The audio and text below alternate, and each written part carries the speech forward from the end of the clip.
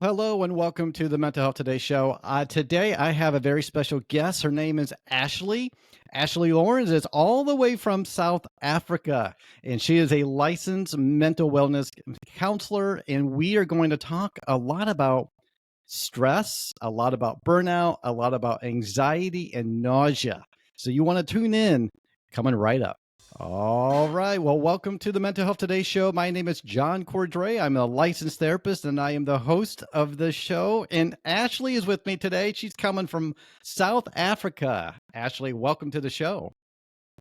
Hi, John. Thank you so much for having me. How are you doing today? I'm doing fantastic. And I just really appreciate you tuning in all the way from South Africa. And I cannot wait to get into this episode because you bring a wealth of knowledge and experience and even personal experience about this. And so, Yes. speaking of personal experience, can we get right in? I want to know a little bit more about you and your personal backstory. And maybe even why did you even get into becoming a therapist yourself? Isn't that the famous question that everyone wants to know about therapists? So, no, again, thank you so much for having me today again. And I saw the topic pop up, and it's really something that resonates with me. I got into the mental health field purely through my own journey. As I was a student studying humanities degree, I was going through my own mental health struggles. I met a fantastic therapist who I still work with to this day, many, many years later. And it was such a life transforming experience for me that I decided that this is the career for me. And the personal healing and growth I've had because of therapy in this space has just, yeah, really just made me so passionate about being a counselor and being in the space. And so that's how we find ourselves here today. Yeah, that's great. And I really do appreciate you being willing to come on the show and talk about this topic. It's so Hmm. prevalent. I know you and I were Hmm. talking right before we came on to record.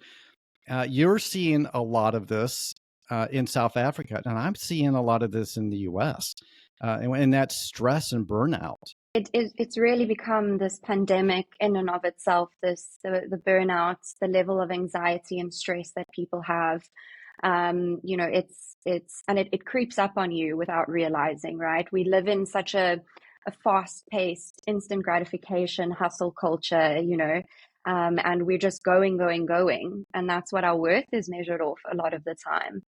And people, it's we really are neglecting so many other aspects of our lives, and I believe that this is leading to these massive amounts of stress and anxiety. And it was a personal experience of mine, working a very high pressure job, clocking 13, 14 hours a day behind a laptop, not eating properly, not nurturing other areas of my life. And what I had experienced because of that was just, it was, completely physically debilitating. So when we talk about the nausea, it just brings me back to those times where, yeah, you wake up in the morning and that's all you feel. You dry heaving, you can't get food down. Maybe toward the end of the day, the appetite sort of comes up. And that becomes, a big sign that something's not right in your life. Something's out of balance. That's right. And what you mentioned about how your body will tell you that something's up, right? And our body is one Yes, of the best predictors that even though we might try to hide from our emotions, our body cannot hide and it will tell you something's up and we got to pay attention to that. absolutely. Absolutely.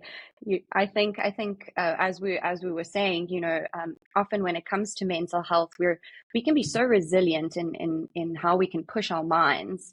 We can almost convince ourselves of everything, but the body keeps keeps score, as they say. And it's often you've probably also found this, John, throughout your work, is that often clients will start therapy because they've started having some kind of physical symptoms. And they'll go see a medical professional and they'll say, well, this is actually psychologically related. And that's when we tend to take steps. But the interconnectedness is still something that we really need to all wrap our heads around, that they're not separate things. That's right. They are one. And a lot of the doctors that I've talked to will say that our gut is a second brain.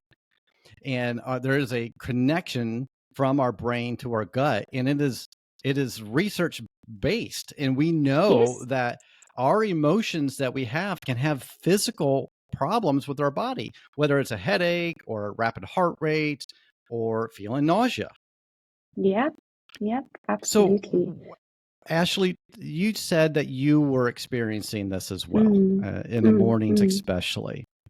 mm-hmm. So, can you tell us a little bit about what helped you when you were feeling that way, the anxiety and the nausea? Yeah. What are some things that you learned to help get through that time? Yeah. Yeah. And it's one thing when you read all of these things in a textbook and you've got the steps or you read it, online, but once you actually in it, it's a whole different experience. And luckily I had, some tools, just by chance of going through this, experience of studying and being a therapist. But, I found the the one thing that would really help me in those moments would be to bring my attention to the present moment, right? Because anxiety is like the self growing, cycle that the more anxious we get, the more anxious we get and the more nauseous we get. So we want to try and kind of interject. So if you're waking up and usually your anxiety is highest in the mornings because you've got cortisol waking you up from your slumber. So you've already got these elevated, levels of stress. Now you're possibly burnt out, you've got a stressful day ahead, and that's your first thoughts that are going through your mind.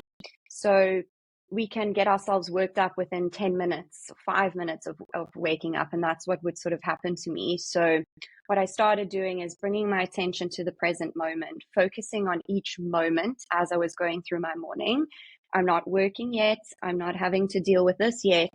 And really just coming to that present moment, and generally using breath work to do that. So sometimes I would just lie on my bed with my arms open and take deep breaths and just remind myself I'm safe, I'm okay, I can only do as much as I can do in one day. And usually that would sort of help subside the vicious cycle from getting worse. Yeah, and thank you. That's very helpful and really, I think, interesting that you mentioned that breath work, and that's one of the things that I talk to my clients as well when they're experiencing anxiety and nausea. Mm, What are mm, some things that you can do physiologically? So mm-hmm, breathing mm-hmm. is definitely one of those, and sometimes people don't know exactly what is breath work. What do you mean by Yes, breathing? We yes, breathe naturally all the time. What do you mean? So it's intentional breathing, right? It's mindful yes. breathing. So can you tell us a little bit about what you mean by the breath work that you did? Yeah, so I guess as simply as possible, there are various different methods to doing it, but what I would do was to use the breath to bring my attention to the body, right? Because anxiety, as much as it's happening in the body is responding to the mind's thoughts, and as we say, this vicious cycle. So the breathing would be to take, a very simple breathing method of, deep breaths in through the nose, hold it for a couple of seconds, and then slowly exhale. And then you just concentrate as much as you can, even if your mind wanders. You bring it back to your breath and you just keep repeating that and doing that for a couple of times. You'll find after 5, 6 deep breaths, like that, conscious deep breaths, you can already feel the nervous system starting to settle down, the mind starting to feel that it's safe. Because essentially, what's happening when we're in such an anxious state is we're in our, fight or flight mode. And we're needing to remind our bodies we're safe. Yeah, absolutely. And that flight, or even freeze Yes, we've got can a few really, more. yeah, that's right. When you add more to it, right? But sometimes, for some reason, it seems to be, at least with the clients I talk to, worse in the Mm, morning. And it's horrible because you don't want to yeah, get out of bed because the yeah. thought of getting up and going to work or trying to start your day and you feel nauseous and anxious, you don't want to start your day. You just want to stay in bed and pull the covers over your head. Yeah. Yeah. So breath work, that's one of them. And what Yeah. about eating or drinking certain things? Because I know people who Yes. are nauseous, they tend to avoid those things because they don't want to make their stomach worse. Yes. So were Yes. there something that you ate? Was there something that you ate or you drank that helped? Yeah, absolutely. So, as you say, again, all of these things have this knock-on effect, right? The less food we have in our system, also our blood sugar levels are affected, all of these things, the more anxious we become. And what do most of us do first thing in the morning is have a cup of coffee, right? Which is loaded with caffeine or sugar. And then, so you've got your cortisol, you've got your hectic day, you're nauseous, and then you're pumping coffee in your system. So we're already setting our day up, not in the greatest way. So I would, recommend if you're really struggling to get like solid foods down, um, well, before we maybe move on to that, is fatty foods are great, right? They're good to ground the blood sugar levels and things like that. So what I would sometimes do is even just have a small piece of cheese, just a tiny like little block of cheese in the morning. I believe in America it's called beef jerky. Here we call it biltong. Right. Something, protein rich. But there were even at times where chewing can actually just make you even more nauseous. So things like protein smoothies, something that you can just sort of drink down, or some kinds of very light herbal teas. Thyme tea is known to be amazing. We've got something called rooibos tea here. So something light, but also, so if you can get something to drink down, something like that, if you can get something in your stomach, something fatty like a yogurt, a smoothie, and then, yeah, to try and get something fatty in your stomach can just help with the blood sugar levels and overall the other physical symptoms. Well, that's great. And so those are things that you want to try to eat and drink. Are there certain foods or drinks that we should avoid when we're feeling anxious and nauseous? Yes. Yes. And I think I might be very unpopular saying this, but coffee is certainly one of them. Unfortunately, the caffeine does spike, our cortisol levels, adrenaline levels, and if we're really anxious, it can just make everything worse. So especially on an empty stomach, I really would avoid caffeine in these types of days. Anything that's, really refined sugars that's going to give you this big spike and then drop, because the body is already under stress. So we want to be avoiding, in general, things that we know to be not the healthiest for us. So that would be my thoughts. Is just try to Yeah. keep it, yeah, as clean as possible.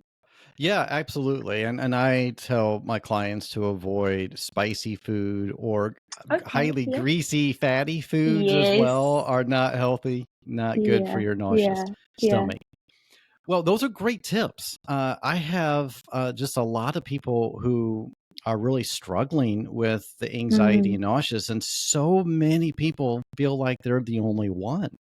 They feel like there's Mm-hmm. something wrong with them and nobody else can understand. They feel like they're totally alone and by themselves. But what is Yeah.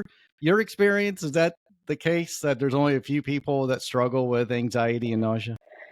I wish it were the case, but Right. unfortunately it's not. Yeah, it often goes so hand in hand. Of course, the spectrum of anxiety and how that's manifesting and when we get nausea may be different. Of course, some people may be struggling with things like a panic attack and they would have the nausea during that, but otherwise not. Then, when we look at, accompanying, things like burnout, there's the nausea. So I tend to find when we more have this chronic ongoing stress, that is when we tend to see this regular nausea. Look, if we're writing an exam or running a race and we have a little bit of nausea before that, that's okay. That's proportional. What's happening in the body is, your body is essentially preparing, for this task. But if there's no task and we're constantly, activated like this, then yeah, we've got to take a look at it. So unfortunately, the more and more we see, the burnout rates increasing, people overworking, people not spending enough time with their families or eating correctly, exercising, and just actually relaxing. It really has become a major problem. And a lot of people are feeling this way when they wake up in the morning. And, it's no way to live to dread the day.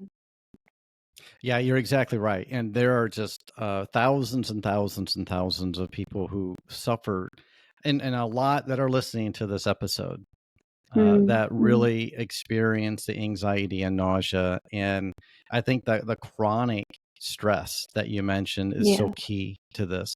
I've Mm-hmm. had people say that they have suffered with this for years and years and years. It's not just temporary, but it's something that they've No. struggled with for a long time.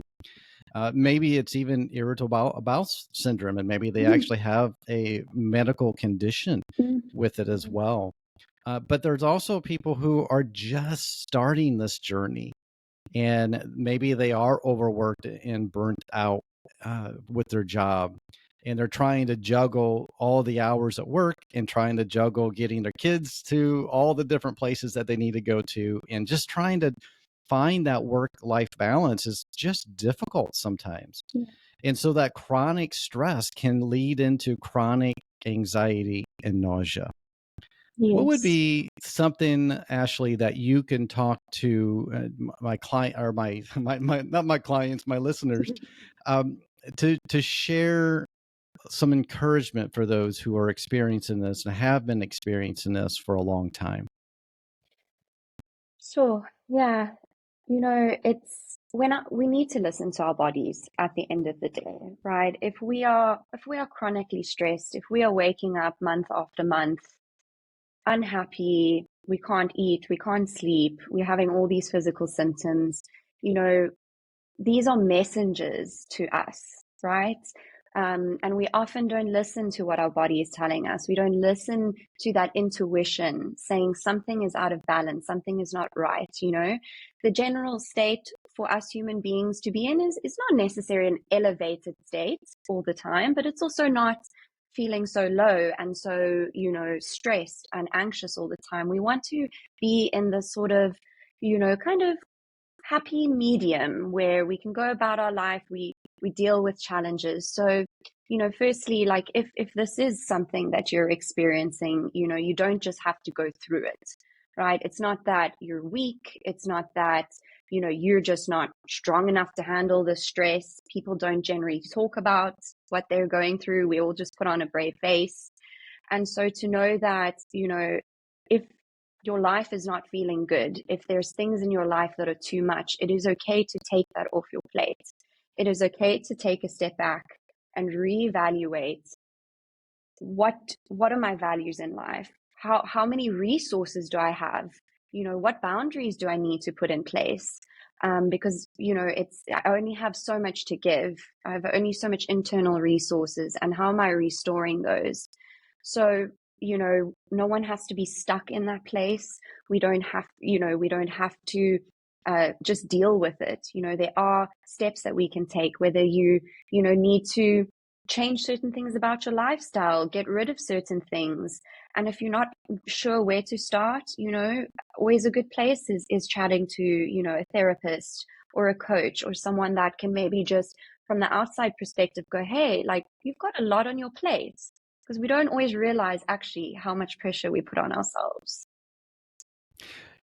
That is key.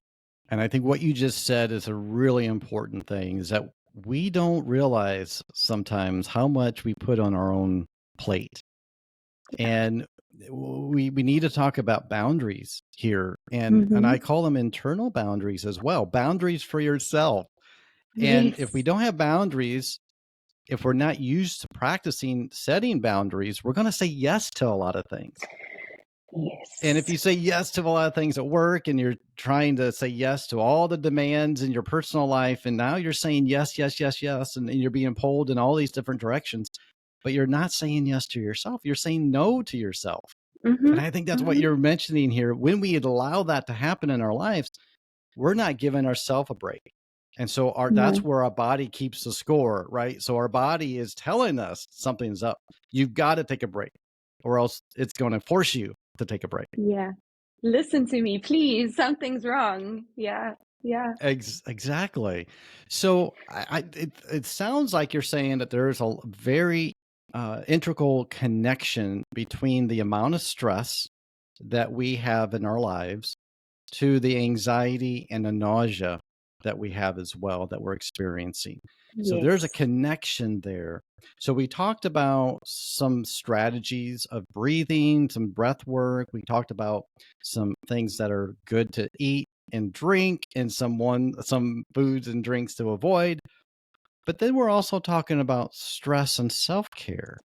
What are some Yes. things for self-care that, well, first of all, tell us what self-care is. I think a lot of us think, well, it's just going to a spa, Having a bath. getting Yeah. a massage. Yeah, exactly. But what are some other types of self-care that you would recommend for someone that's burnout and just overworked, overburdened, and overwhelmed? Mm-hmm. Look, I think, they can be, as you said, the classic self-care types of things that we can do, relaxation, time out. But I think you touched on a really good point that I think we can unpack, and that is that I liked how you phrase it, those internal boundaries.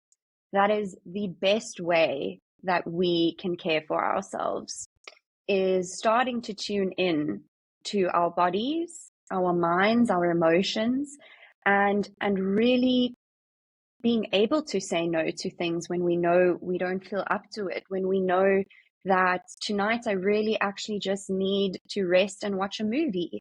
But, maybe the parents say, we want to go for a dinner. So it's taking little moments out of your day to put those boundaries in place and to relax as well. And have that space for yourself just to decompress and just to re-regulate your system.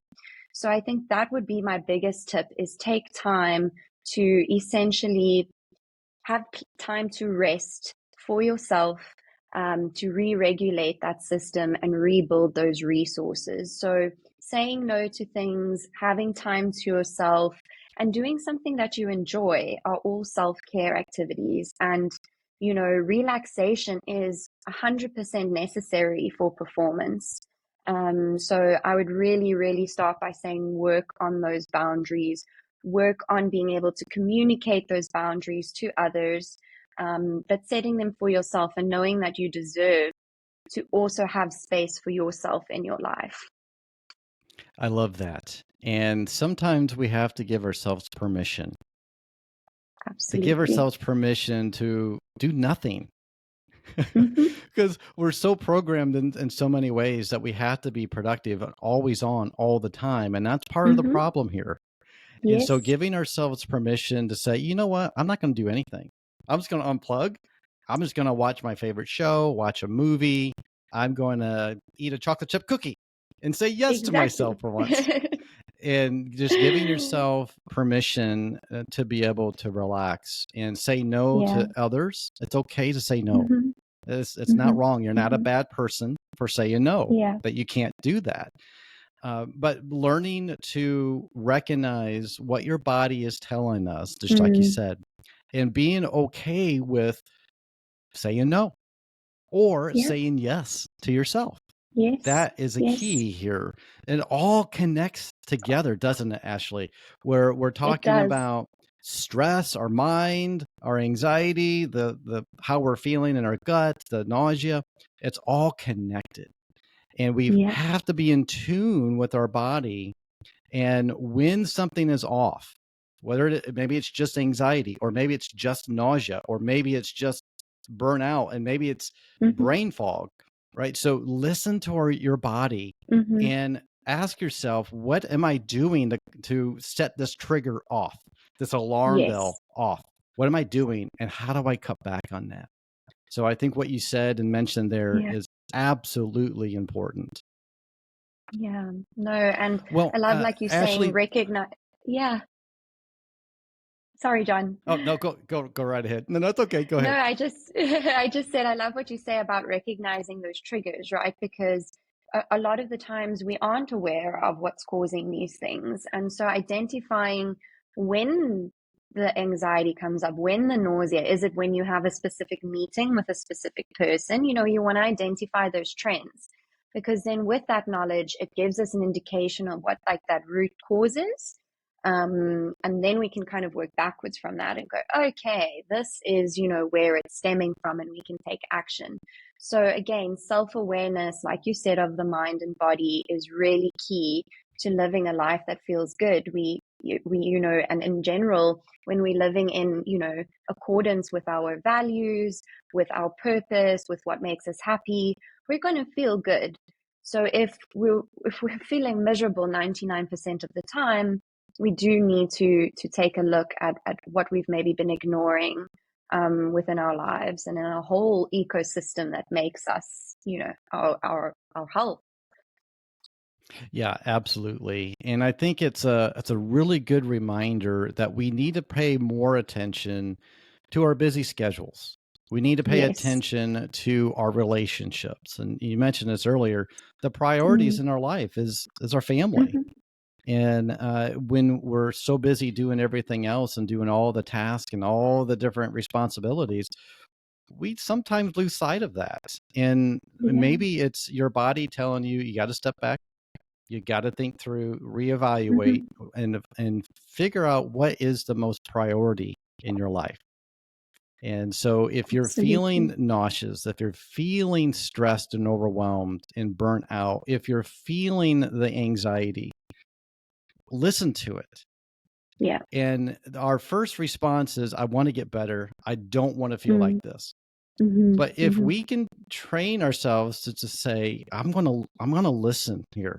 I'm gonna sit back and say, okay, I'm feeling this way for a reason.